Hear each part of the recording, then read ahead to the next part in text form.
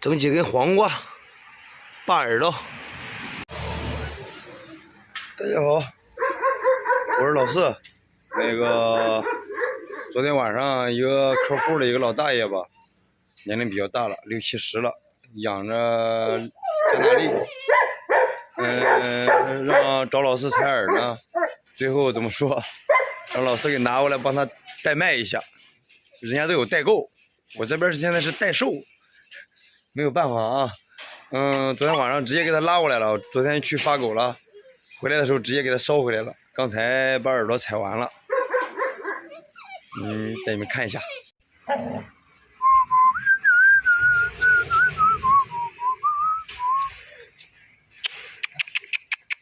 这是2窝啊，现那3条稍微大一点的，现在80多天，剩下的小的现在是60来天。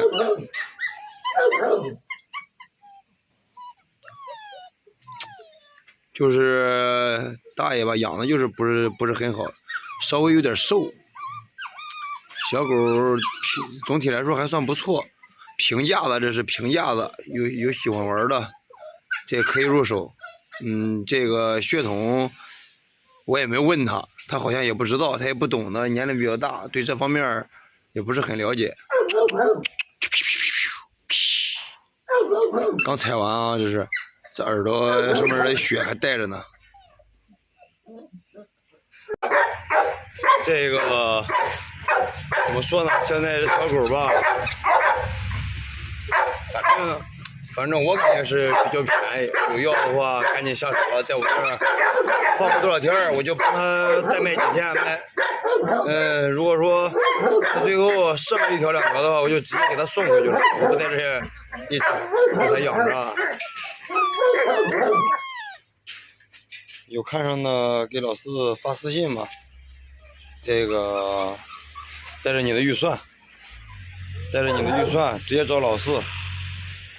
到时候剩下的老四帮你们吧。你反正价格现在价格压的已经很低了，反正再有那什么的话，老四依旧帮你们想办法，对不对？争取让你们满意吧。就这机会也是可遇不可求啊。